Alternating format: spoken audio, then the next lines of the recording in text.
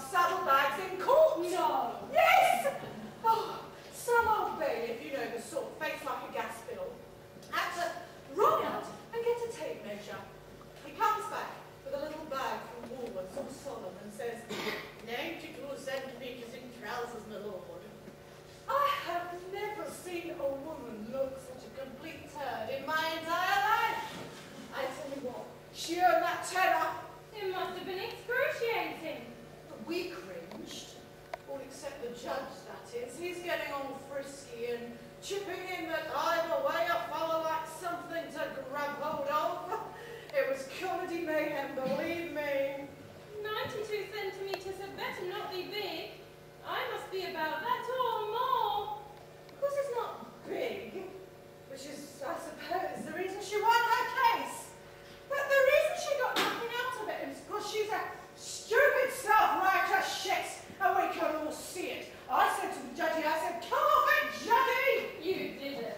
Well, no, not quite that, actually. But as good as.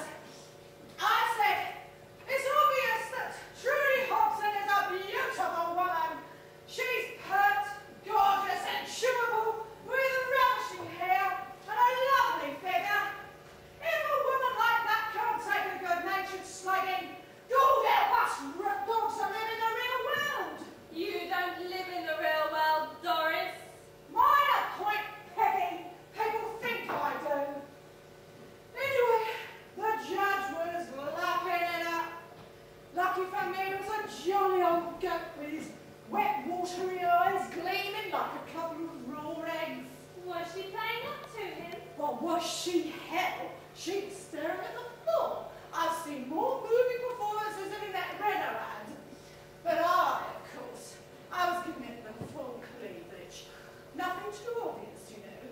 Just that look I've got that says, wrap these around your ears and I'll breathe on your bald patch. Didn't the prosecution say anything? Well, what could they say, Peggy? Objection, the Lord. But would you kindly stop leering at the defendant's coconuts? There are some things you just don't say to a judge. And then they got into the bit about the acting. Oh, God, you would have loved it. She said she had brought the case on behalf of all those in the public eye who were at the mercy of a new breed of gutter journalists.